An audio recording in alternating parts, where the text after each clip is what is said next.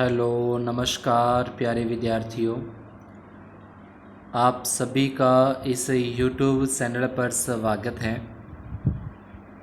अपने कक्षा 10 गणित के अंदर प्रश्नावली 2.1 पीछे की वीडियो के अंदर अपने कर चुके हैं। आज प्रश्नावली 2.2 NCERT का जो नया सिलेबस 2023-24 के लिए लागू किया गया है उसके अनुसार अपने करते हैं। जैसे कि अपने प्रश्नावली का नाम बहुपद है, तो बहुपद से पहले अपने को जो बीजीय व्यंजक होते हैं उसके बारे में थोड़ी सी जानकारी होनी चाहिए, जो कि अपने पीछे क्लास 7 और कक्षा 8 के अंदर अपने सवाल देखते हैं। बीजीय व्यंजकों के नाम से उसे जाना जाता है। बीजीय व्यंजकों का भागफल हुआ, गुणनफल हुआ, उनका जोड़ घटाव होता है और वही आगे आकर कक्षा 10 के अंदर बहुपद के नाम से जाने जाते हैं। तो बीजीय व्यंजक जैसे आप जिनके चर और अचर होते हैं और उनके बीच प्लस माइनस के निशान अगर लगकर उनको जोड़ा जाता है तो वो होते हैं बीजीय व्यंजक, उनको अपने बहुपद भी कहते हैं। जैसे इसके बीच में यहाँ पे प्लस का निशान और ये माइनस का निशान हो गया तो ये पूरा का पूरा बीजीय व्यंजक होता है और इसी को अपने बहुपद भी कहते हैं। इसकी दो विशेषताएं कि जो इसके ऊपर घात लगी होगी वो हमेशा धनात्मक होगी, कभी भी माइनस के अंदर घात नहीं लगी होती, और गुणांक है वो एक वास्तविक संख्या होता है। देखिए आगे का जो गुणांक है वो एक वास्तविक संख्या होती है। तो यहाँ पे अपने देखें कि जो बहुपद के अंदर पदों होते, जैसे ये एक पद हो गया पूरा का पूरा, ये दूसरा पद हो गया, ये तीसरा पद हो गया और ये चौथा पद हो गया। तो इन निशानों के बीच में जो चर और अचर का दोनों आपस में लिखे जाते हैं उनको अपने अलग अलग या पृथक पृथक बोले तो उनको पद बोला जाता है और पदों से मिलकर बीजीय व्यंजक या बहुपद बनता है। बहुपद नहीं होगा अगर इस तरीके से अपने पास जो चर हैं वो रूट के अंदर आ जाते हैं, वो बहुपद के अंदर नहीं माना जाता, या फिर वो बटे के अंदर लिखा जाता है तो इसका मतलब भी इसकी जो घात है वो माइनस के अंदर चली जाएगी। जब इसको अपने ऊपर अंश के ऊपर लेके जाएंगे तो घात कभी भी इसकी माइनस नहीं हो सकती। तो इसलिए इस तरीके के जो होते हैं व्यंजक अपने को दिए होते हैं वो बहुपद नहीं होते।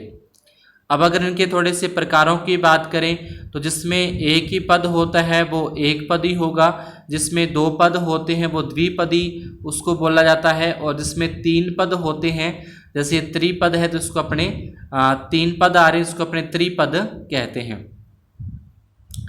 इसके बाद घातों के आधार पर भी इसके प्रकार होते हैं। रेखिक बहुपद जिसके ऊपर घात कुछ भी घात नहीं होती वो रेखिक बहुपद होते हैं, और जिसके ऊपर दो घात लगी होती है, हाईएस्ट अधिकतम घात दो होती है, उसको द्विघात बोला जाता है। और जिसके ऊपर तीन घात लगी आ जाए जैसे ax की घात 3, bx² प्लस cx और प्लस में d, तो ये क्या हो जाएगा, जिसके ऊपर अधिकतम तीन घात लगी हुई होती है उसको अपने त्रिघात बहुपद भी कहते हैं। इसके बाद अपने सवाल स्टार्ट होते हैं प्रश्नावली 2.2 के, जिसमें पहला प्रश्न दिया गया कि बहुपद के शून्यक ज्ञात कीजिए और शून्यकों तथा गुणांकों के बीच का जो संबंध की सत्यता की जांच भी करनी है। तो पहले जो बहुपद अपने को दे रखा है प्रश्न के अंदर उसके शून्यक निकालने हैं, यानी कि शून्यक का मतलब उसके जीरोज फाइंड करनी है, उसके फैक्टर करने हैं, उसके गुणनखंड है वो करने हैं। तो यहाँ से अपने को एक सवाल दे रखा है कि x² माइनस के 2x माइनस के 8, तो इसके अपने को गुणनखंड करने हैं, इसके शून्यक निकालने हैं, इसके फैक्टर करने हैं। तो अपने को ये जो माइनस का 2x है इस माइनस 2x के दो टुकड़े, इस तरीके से इसके दो गुणनखंड अपने को करने हैं इस माइनस 2x के, कि जो भी दो गुणनखंड अपने इसके करें, जो भी दो इसके अपने फैक्टर करें, उन फैक्टरों को जोड़ने या घटाने पर तो माइनस के 2 आ जाने चाहिए, और उन दोनों फैक्टरों का जो अपने यहाँ पे लिखेंगे इन दोनों का आपस में मल्टीप्लाई करने पर या गुणा करने पर ये जो 8 माइनस के 8 x² बनते हैं माइनस के ये 8x² बनते हैं, ये आ जाना चाहिए। यानी कि इन दोनों का गुणा करने पर माइनस के 8x² आना चाहिए और इनको प्लस माइनस करने पर ये जो ऊपर वाले हैं वो आ जाने चाहिए। तो माइनस के 2x की जगह पे अपने लिया माइनस का 4x और प्लस के 2x। माइनस के 4x लेंगे और माइनस प्लस के 2x लेंगे तो ये अपने पास क्या होता है कि माइनस के 4 को 2 से गुणा करेंगे, माइनस के 8x² हो जाएंगे और माइनस के 4 और प्लस के 2 करेंगे तो ये माइनस के 2 अपने पास आते हैं। अब इनमें से अपने को 2-2 के जोड़े बनाने हैं, 2-2 के ग्रुप इस तरीके से बनाने हैं।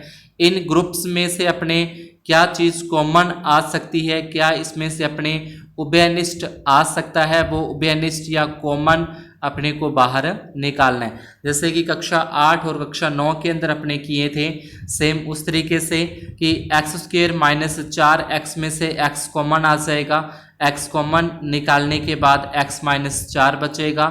ऐसे ही दूसरे वाला जो ग्रुप है, इस ग्रुप में 2 का भाग इसमें भी जा रहा है, 2 का भाग इसमें भी जा रहा है, 2 बाहर कॉमन निकाल देंगे। कॉमन निकालने के बाद 2 का भाग चला गया, x बचा, 8 में 2 का भाग चला गया, 4 बचा। तो x माइनस 4 और x माइनस 4 अपना क्या हो जाएगा, सेम आ रहा है, इसको वापिस कॉमन निकाल दिया x माइनस 4 को और बाहर ये बच गया अपना x प्लस 2, तो x प्लस 2 को वापिस दूसरे कोष्टक के अंदर अपने लिख देते हैं।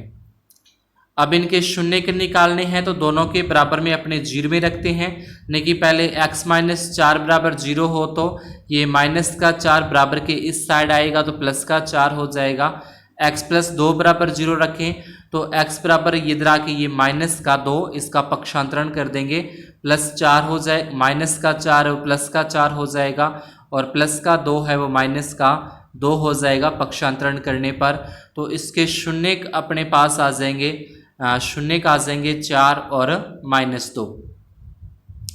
शून्य ज्ञात करने के बाद इसने प्रश्न में ये भी बोला है कि उनके गुणांकों और शून्यकों के बीच अपने को सत्यता की जांच करनी है।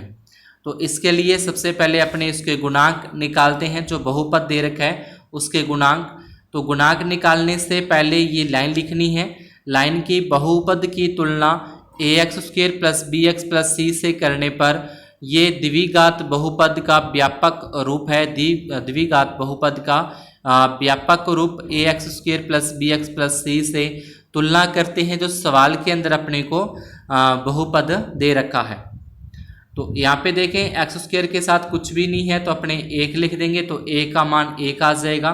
फिर यहाँ पे देखें x के साथ b पर है और इस साइड में x के साथ -2 तो b का मान -2 आ जाएगा। c की जगह पे इसमें -8 है तो c का मान -8 आ जाएगा। तो अल्फा और बीटा के जो मान अपने शून्य के निकाले हैं लास्ट में, x का मान प्लस के 4 और b का मान माइनस के 2, तो ये अल्फा और बीटा के मान अपने पास आ जाएंगे। अल्फा बराबर 4 और बीटा बराबर माइनस के 2। इसके बाद जो पहला संबंध आता है वो आता है शून्यकों का योगफल का, जो कि होता है अल्फा प्लस बीटा बराबर -b/a।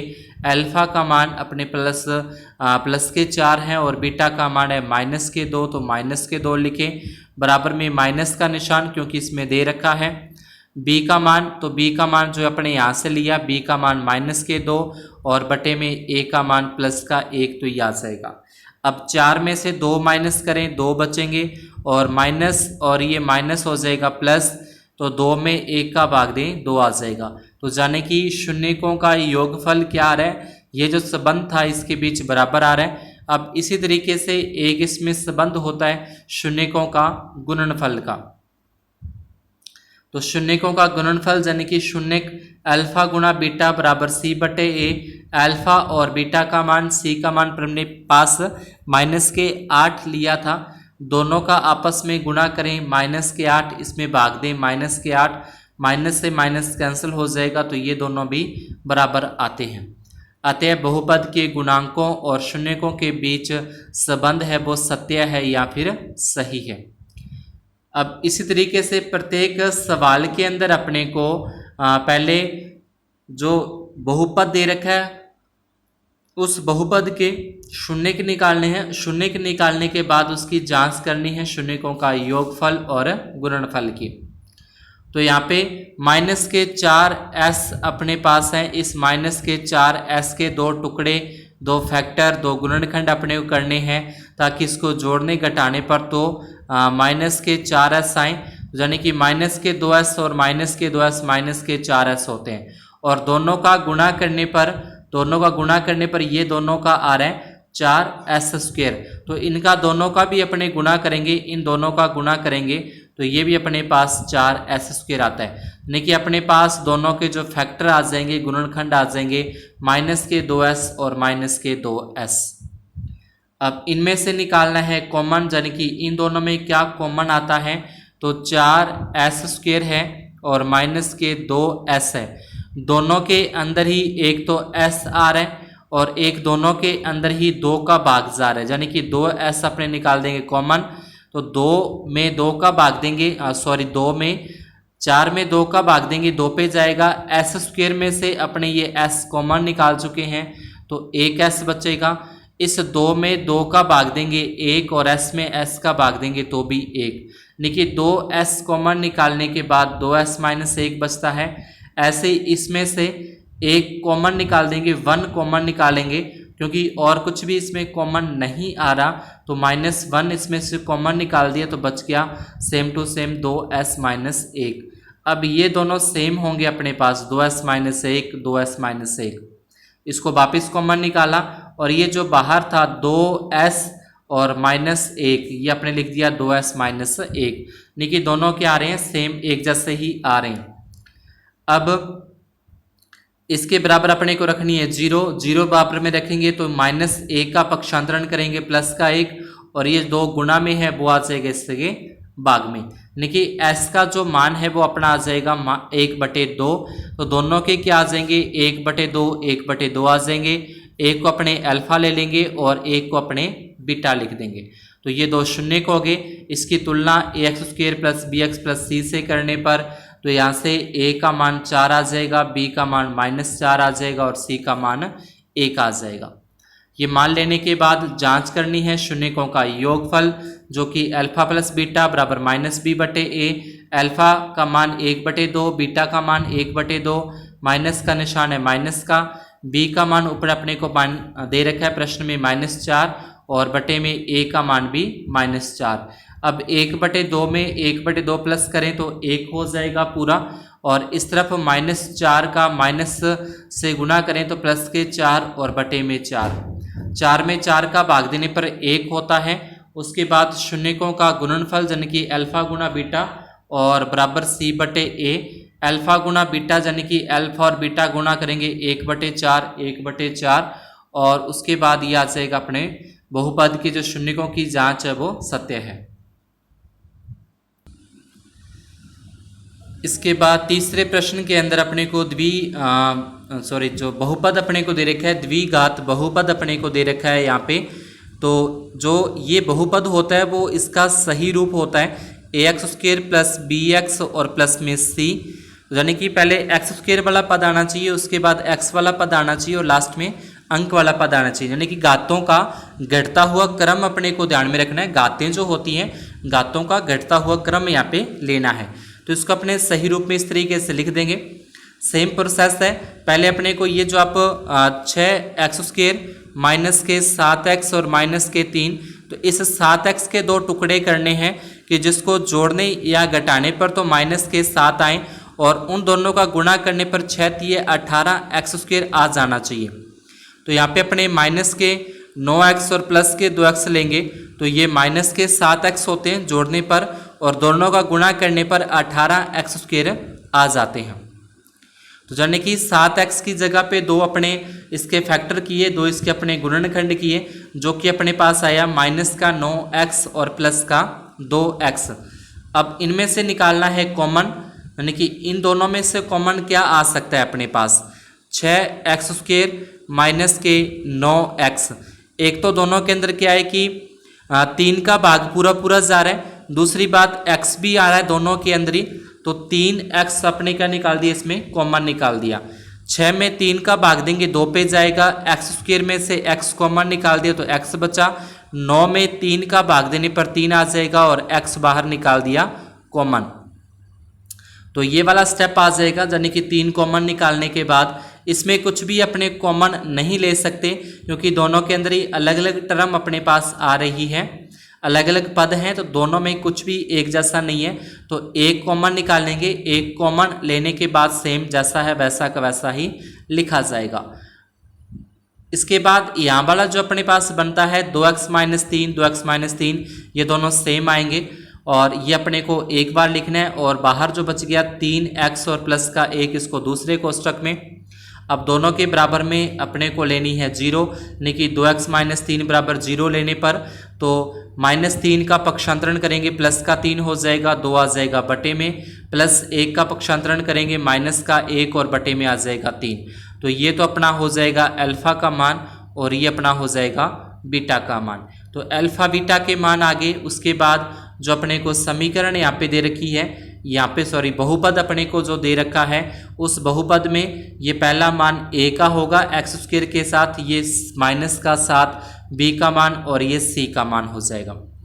तो a b c का मान लेने के बाद जांच करनी है शून्यकों का योगफल। योगफल का सूत्र होता है अल्फा प्लस बीटा बराबर माइनस बी बटे ए। ये शून्यकों का योगफल ज्ञात करने का फॉर्मूला है जो कि अपने को दूसरे प्रश्न के अंदर भी काम देने वाला है। तो अल्फा का मान जो अपने निकाला 3/2, बीटा का मान माइनस का 1/3 और माइनस बी का मान माइनस के 7 और बटे में ए।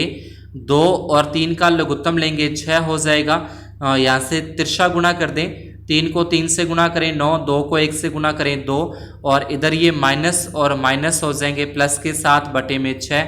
9 में से 2 घटाने पर 7/6 और ये दोनों क्या आते हैं बराबर आते हैं। ऐसे ही शून्यकों का गुणनफल अल्फा गुना बीटा बराबर c बटे ए। अल्फा का मान 3/2, बीटा का मान माइनस के 1/3, दोनों का गुणा करेंगे -3 और बटे में 6, ये दोनों क्या होंगे बराबर हो जाएंगे। अतः बहुपद के गुणांकों और शून्यकों के बीच जो संबंध है वो सत्य है। इसके बाद लास्ट अपना इसमें पॉइंट है जिसके अंदर अपने को दे रखा है 4u² और प्लस के 8u। तो इसके अंदर अपने देखें 4u² प्लस 8u, तो इसमें 2 ही पद आ रहे हैं, दोनों में से अपने 4 कॉमन निकाल दिया। 4 कॉमन निकालने के बाद u प्लस 2 बचा, यानी कि 4u अलग हो गया और u प्लस 2 अलग हो गया। दोनों के बराबर में 0 रखें, तो पहले यहाँ पे 0 रखी, यहाँ से u का मान 0 यानी कि अल्फा का मान 0 और दूसरे में u प्लस 2 बराबर 0। 2 का पक्षांतरण करेंगे माइनस का 2 यानी कि बीटा का मान अपने पास माइनस का 2 आ जाएगा। और तुलना करें तो ये a का मान अपने पास 4 आ जाएगा और जो b का मान है वो अपने पास 8 आ जाएगा। अकेली संख्या कोई नहीं दे रखी तो c का मान 0 हो जाएगा। तो इसकी तुलना करने पर a b c के मान निकाल देंगे। बाद में वो सेम ही प्रोसेस है शून्यकों का योगफल और शून्यकों का गुणनफल का।